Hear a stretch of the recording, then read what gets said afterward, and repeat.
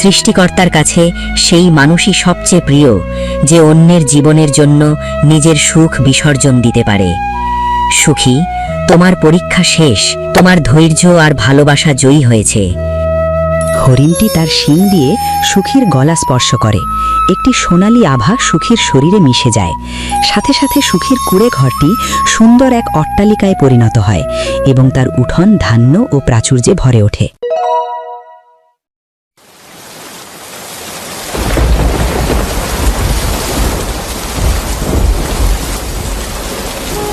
ঘরের ভেতরে টিমটিমে প্রদীপ জ্বলছে। বাইরে বৃষ্টির শব্দ। 10 বছরের রানী একটি মাদুরের ওপর শুয়ে যন্ত্রণায় ছটফট করছে। তার কপালে জলপট্টি দিচ্ছে মিথিলা। সুখী ঘরের এক কোণে অস্থিরভাবে পায়চারা করছে। বৈদ্যমশাই রানীর নাড়ি পরীক্ষা করছেন। বৈদ্যমশাই, রানীর শরীর তো আগুনের মতো পুড়ছে। আমি আর সহ্য করতে পারছি না। কোনো একটা ওষুধ দিন, যাতে ও একটু শান্ত হয়ে ঘুমোতে পারে। মিথিলা মা, ধৈর্য ধরো। আমি আমার ঝুলি থেকে সব রকম জড়িবুটি দিয়ে চেষ্টা করেছি, কিন্তু এই জ্বর সাধারণ কোনো জ্বর নয়। ওর নাড়ির গতি ক্রমশ কমে আসছে। আপনি অমন কথা বলবেন না মশাই। গ্রামের সবাই বলে আপনার হাতের ছোঁয়ায় মরা মানুষ বেঁচে ওঠে। আমার মেয়েটাকে রক্ষা করুন, ওর তো কোনো অপরাধ নেই। বিধাতা কেন এমন কঠিন পরীক্ষা নিচ্ছেন আমাদের? মানুষের সাধ্য তো সীমাবদ্ধ সুখী, তবে একটা শেষ চেষ্টা করা যেতে পারে। আজ থেকে বহু বছর আগে আমার গুরু এক বিশেষ ঔষধের কথা বলেছিলেন। গভীর বনের মাঝখানে এক প্রাচীন জলাশয় আছে, সেখানে নীল পদ্ম ফোটে। কাল সূর্য ওঠার আগে যদি সেই পদ্মের রস রানীর মুখে দেওয়া যায়, তবেই ও বেঁচে ফিরবে। গভীর বন, কিন্তু সেখান থেকে তো মানুষ জীবিত ফেরে না। হিংস্র জন্তু আর গহীন অন্ধকার। ওখানে যাওয়া মানেই তো নিশ্চিত মৃত্যু। যে পথে গেলে আমার মা বেঁচে ফিরবে, সেই পথে মৃত্যু থাকলেও আমি যাব। সৃষ্টিকর্তা যদি আমায় বাবা বানিয়ে পাঠিয়েছেন, তবে সন্তানের প্রাণ রক্ষা করার শক্তিও তিনি আমায় দেবেন। সাবধানে যেও সুখী, পথ খুব দুর্গম। একমাত্র নীল পদ্মই পারে রানীকে ফিরিয়ে আনতে। আর দেরি করো না, সময় ফুরিয়ে আসছে। আমি এখনই বেরোচ্ছি। মিথিলা, তুই রানীর পাশে থাক। আমি ঠিক নীলপদ্ম নিয়ে ফিরব। বিধাতা আমাদের সহায় হবেন।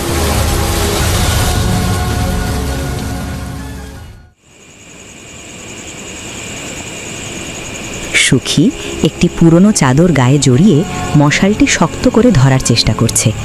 তার চোখে মুখে ভয়ের ছাপ, কিন্তু সংকল্প অটল। মিথিলা দরজার চৌকাঠে বসে নিঃশব্দে কাঁদছে। এমন সময় সুখীর বাল্যবন্ধু দেবেন হন্তদন্ত হয়ে প্রবেশ করে। সুখী, খবর পেয়ে আর স্থির থাকতে পারলাম না রে। এই দুর্যোগে তুই একাই গভীর বনের দিকে রওনা হচ্ছিস? আর তো কোনো পথ নেই রে দেবেন। বৈদ্যমশাই বললেন নীলপদ্ম ছাড়া রানীকে বাঁচানো যাবে না। আমার বাছাধন ঘরে ঢুকছে, আমি ঘরে বসে থাকি কি করে? কিন্তু অন্ধকারটা বড় বেশি গভীর মনে হচ্ছে আজ। ভয় পাবি না ভাই, তুই মহৎ কাজে বেরোচ্ছিস। যে বাবা সন্তানের জন্য জীবন বাজি রাখে, সৃষ্টিকর্তা তার হাত কখনো ছেড়ে দেন না। ওগো, তোমরা কেউ ওকে আটকাও। গভীর বন থেকে কেউ কোনোদিন ফিরে আসেনি। আমি রানী আর তোমাকে একসাথে দুজনকে হারাতে পারবো না। বৌঠান, তুমি ভেঙে পড়ো না। আমি এখানে আছি, রানীর দেখভাল করব। সুখী, তুই যা, নিজের ওপর বিশ্বাস রাখিস আর বিধাতাকে স্মরণ করিস। নীল পদ্ম তোকে আনতেই হবে। ঠিক বলেছিস দেবেন। বিধাতা যখন আমায় এই পথে পাঠাচ্ছেন, তিনি আমায় পথ দেখাবেন। আমি আসছি।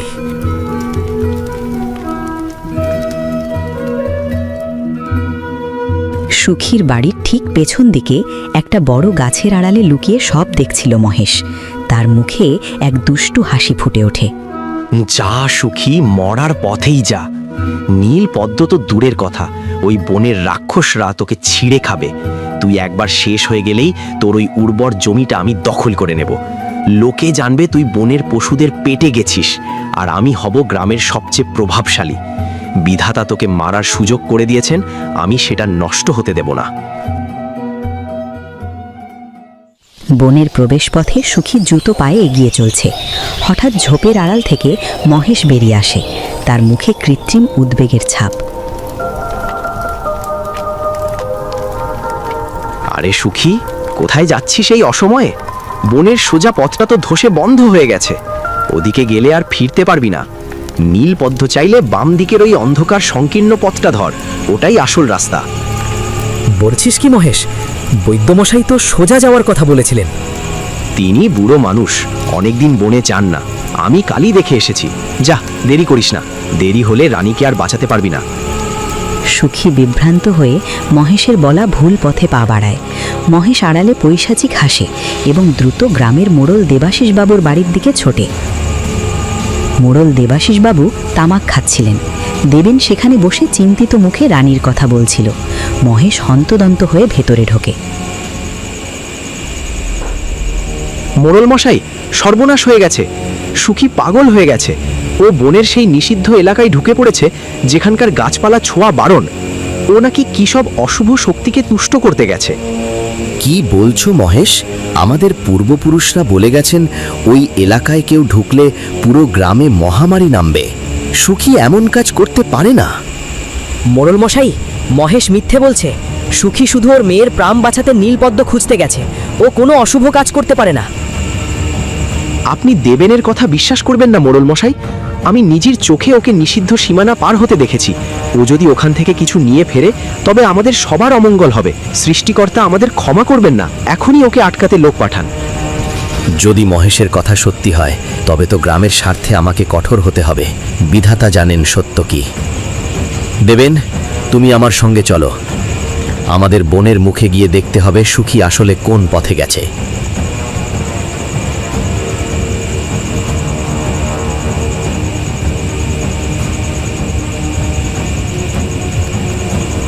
সুখী ভুল পথে যাওয়ার আগেই মোড়ল দেবাশিস বাবু, দেবেন এবং মহেশ সেখানে পৌঁছে যান।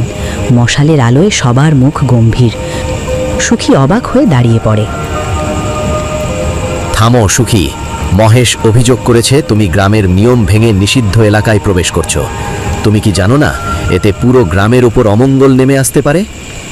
দেখলেন তো মোড়ল মশাই, আমি ঠিকই বলেছিলাম। ও নিজের স্বার্থের জন্য আমাদের সবার বিপদ ডেকে আনছে। ওকে এখনই আটকে রাখা উচিত। মোড়ল মশাই, বিশ্বাস করুন, আমি কোনো অমঙ্গল ঘটাতে চাই না। আমার মেয়েটা ঘরে মৃত্যুর সাথে লড়ছে। ওর নিঃশ্বাস ক্রমশ ক্ষীণ হয়ে আসছে। কোনো বাবা কি স্থির থাকতে পারে? বিধাতা যদি আমাকে পিতা হওয়ার অধিকার দিয়ে থাকেন তবে আমার মেয়ের প্রাণ রক্ষা করার, লড়াই করার অধিকারও নিশ্চয়ই দিয়েছেন।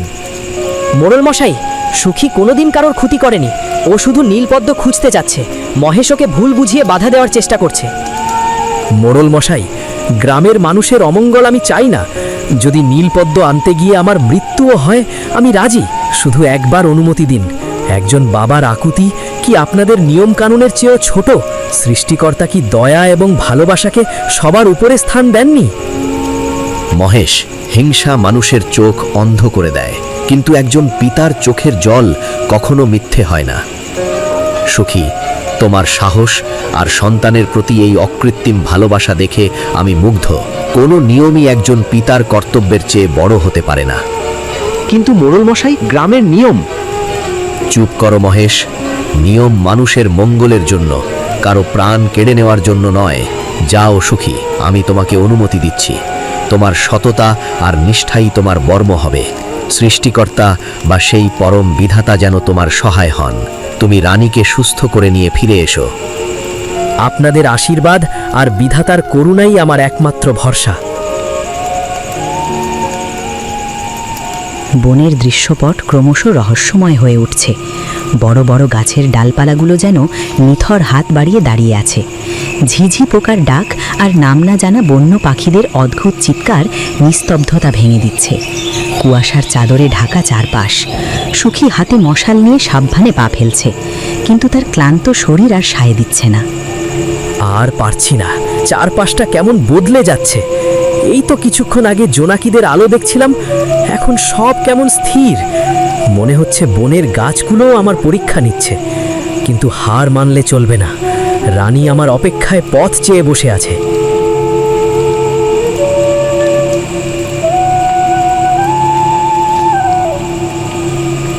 হে পরম বিধাতা, তুমি তো অন্তর্যামী। তুমি জানো আমি কোনো ধন সম্পদ বা রাজত্বের লোভে এখানে আসিনি। আমি এসেছি এক অসহায় পিতার আর্তনাদ নিয়ে। তুমি এই বিশাল সৃষ্টি করেছ।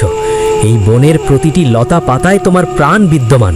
তবে কেন আজ আমি পথ হারিয়ে ফেলছি? আমায় শক্তি দাও সৃষ্টিকর্তা, যাতে আমি আমার সন্তানের প্রাণ রক্ষা করতে পারি। ওটা কি? ওই ঝোপের আড়ালে অমন আলোর উৎস কি হতে পারে? কোনো বিপদ, নাকি সৃষ্টিকর্তা আমার ডাকে সাড়া দিলেন?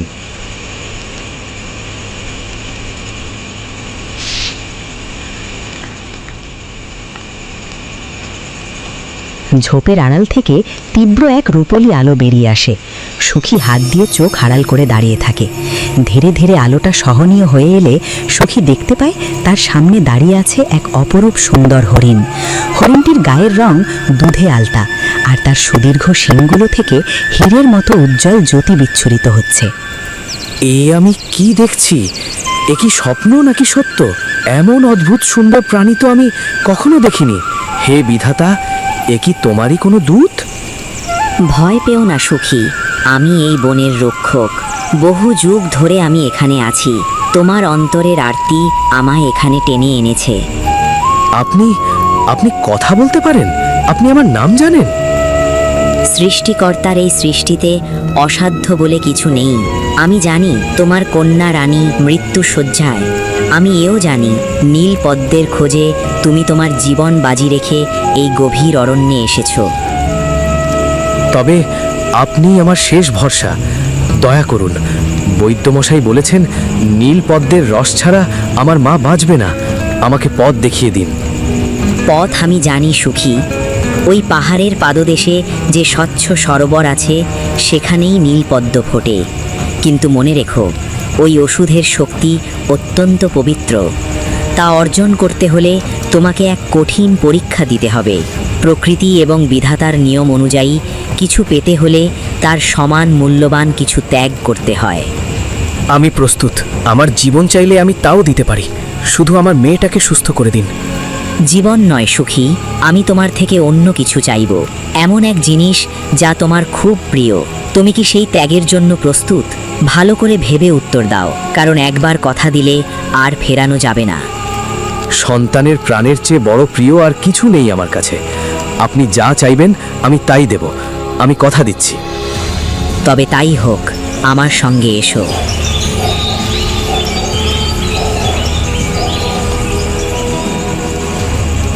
সরোবরের মাঝখানে একটি মাত্র উজ্জ্বল নীল পদ্ম ফুটে আছে। তার থেকে এক অপার্থিব আভা বের হচ্ছে। জাদুর হরিণটি সরোবরের তীরে এসে দাঁড়ায়, পেছনে সুখী। কুয়াশা ভেজা ভোরের আলোয় চারপাশটা স্বপ্নীল মনে হচ্ছে। ওই দেখো সুখী, নীল পদ্ম। এর একটি মাত্র পাপড়ির রস তোমার কন্যার জীবন ফিরিয়ে দিতে পারে। কিন্তু তুমি কি জানো এই ফুল আহরণ করার অর্থ কি? আমি শুধু জানি ওই ফুলটি আমার রানীর জীবন। আপনি যা চাইবেন আমি তাই দেব। দয়া করে আর দেরি করবেন না। সুখী, তোমার জীবন আর 10টা মানুষের চেয়ে আলাদা।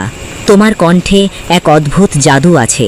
আমি এই ওষুধের বিনিময়ে তোমার সেই কণ্ঠস্বর কেড়ে নেব।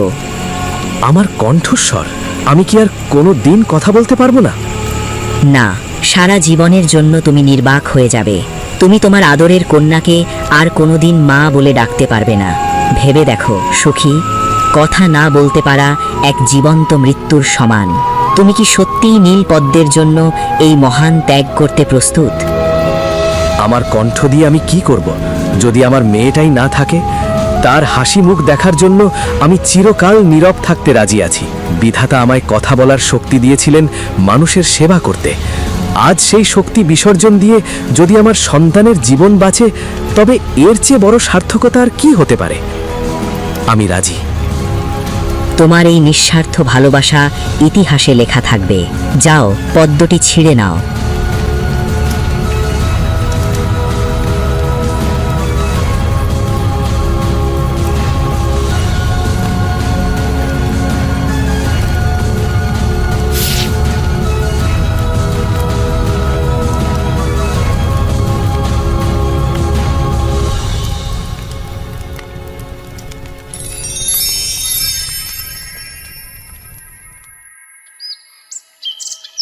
ভোরের আলো ফুটেছে। মিথিলা দরজায় বসে পথ চেয়ে আছে। তার চোখে জল। এমন সময় সুখী টলটলে তললে উঠোনে এসে দাঁড়ায়, তার হাতে সেই উজ্জ্বল নীল পদ্ম।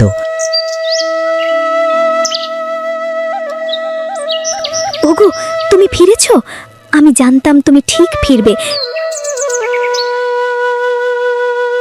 তুমি কথা বলছো না কেন? জখম হয়েছে খুব? খুব কষ্ট হচ্ছে?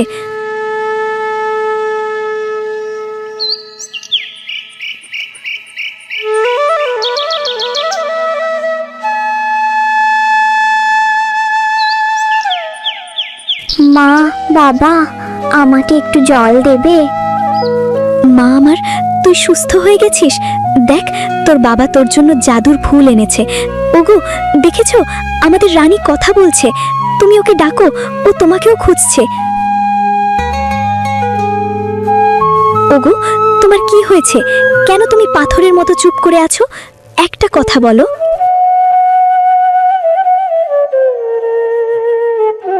ও কোনো কথা বলবে না মিথিলা। এই দেখো, বনের অশুভ শক্তির সাথে সন্ধি করে ও নিজের মুখ বন্ধ করে এসেছে। ও নীলপদ্ম আনেনি, ও গ্রামবাসীর জন্য অভিশাপ নিয়ে এসেছে। যে বাবা নিজের মেয়ের জন্য নিজের কণ্ঠ বিসর্জন দেয় না, বরং দানবদের সাথে বন্ধুত্ব করে, সে অভিশপ্ত। সবাই শোনো, সুখী কোনো অপশক্তিকে তুষ্ট করেছে।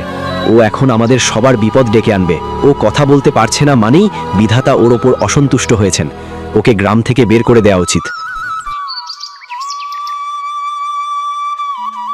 গ্রামের মানুষ জমায়েত হয়েছে। মহেশ হাত পা নেড়ে উত্তেজনায় সবাইকে বোঝাচ্ছে। সুখী মাথা নিচু করে একপাশে দাঁড়িয়ে আছে, তার পাশে বন্ধু দেবেন। মোড়ল মশাই, আপনি এখনো দয়া দেখাচ্ছেন? দেখুন এই লোকটার দিকে। ও কথা বলার শক্তি হারিয়েছে কারণ ও বনের নিষিদ্ধ অশুভ শক্তির সাথে কোনো গোপন চুক্তি করেছে। সৃষ্টিকর্তা ওকে শাস্তি দিয়েছেন। ও যদি গ্রামে থাকে তবে আমাদের সবার উপর গজব নেমে আসবে। মহেশ, তোর মুখে কি কিছু আটকায় না? সুখী নিজের কণ্ঠ বিসর্জন দিয়েছে তার মেয়ের জীবনের জন্য। একে ত্যাগ বলে, অভিশাপ নয়। মোড়ল মশাই, আপনি কি ওর ওপর অন্যায় করবেন? চুপ কর দেবেন। বনের কোনো সাধারণ পশু কারো কণ্ঠ কেড়ে নেয় না। ও নিশ্চয়ই কোনো ডাইনি বা দানবের পূজা করেছে। মোড়ল মশাই, গ্রামের মঙ্গলের জন্য ওকে এখনই নির্বাসনে পাঠান। গ্রামের নিয়ম বড় কঠিন সুখী। তুমি কথা বলতে পারছো না মানে তুমি নিজেকে নির্দোষ প্রমাণ করতে পারছো না। জনমতের বিরুদ্ধে আমি যেতে পারি না। বিধাতা জানেন সত্য কি, কিন্তু আমার হাত বাঁধা। সুখী, তোমাকে আজই সূর্যাস্তের আগে গ্রাম ছেড়ে যেতে হবে।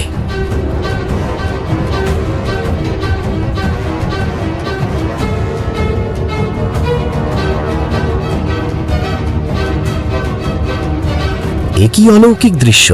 এই তো সেই জাদুর হরিণ যার গল্প পূর্বপুরুষরা বলতেন। এ কি? এ এখানে কেন?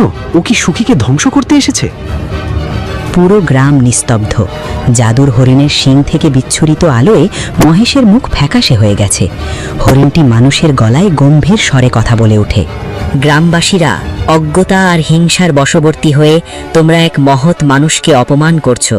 সুখী কোনো অশুভ শক্তির উপাসক নয়। সে একজন আদর্শ পিতা, যে তার সন্তানের প্রাণের বিনিময়ে নিজের সবচেয়ে প্রিয় কণ্ঠস্বর আমায় দান করেছিল। আমরা ভুল করেছি, কিন্তু হরিণরাজ, আপনি কেন এই কঠিন পরীক্ষা নিলেন? মানুষের হৃদয়ের গভীরতা মাপার জন্য ত্যাগের প্রয়োজন হয়। সুখীর এই নিঃস্বার্থ ত্যাগে স্বয়ং বিধাতা সন্তুষ্ট হয়েছেন। সৃষ্টিকর্তার কাছে সেই মানুষই সবচেয়ে প্রিয়, যে অন্যের জীবনের জন্য নিজের সুখ বিসর্জন দিতে পারে। সুখী, তোমার পরীক্ষা শেষ। তোমার ধৈর্য আর ভালোবাসা জয়ী হয়েছে। হরিণটি তার শিং দিয়ে সুখীর গলা স্পর্শ করে। একটি সোনালী আভা সুখীর শরীরে মিশে যায়। সাথে সাথে সুখীর কুঁড়ে ঘরটি সুন্দর এক অট্টালিকায় পরিণত হয় এবং তার উঠোন ধান্য ও প্রাচুর্যে ভরে ওঠে। যাও, কথা বলো। তোমার কণ্ঠ বিধাতা তোমাকে ফিরিয়ে দিয়েছেন। তোমার জীবন হবে সুখ ও শান্তির উদাহরণ। হে পরম বিধাতা, তোমার অশেষ করুণা। আমি তো শুধু আমার মেয়েকে ফিরে পেতে চেয়েছিলাম। তুমি আমাকে উজাড় করে দিলে। আপনার ঋণ আমি কোনো দিন শোধ করতে পারবো না। মহেশ, তোমার হীন ষড়যন্ত্র আজ সবার সামনে ধরা পড়েছে। তুমি গ্রামের মানুষের মনে বিষ ঢেলেছ। আমাকে ক্ষমা করুন, আমি বুঝতে পারিনি। আমি লজ্জিত। মনে রেখো, যেখানে ভালোবাসা আর নিঃস্বার্থ ত্যাগ থাকে সেখানে স্বয়ং সৃষ্টিকর্তা বিরাজ করেন। সুখী, ভালো থেকো।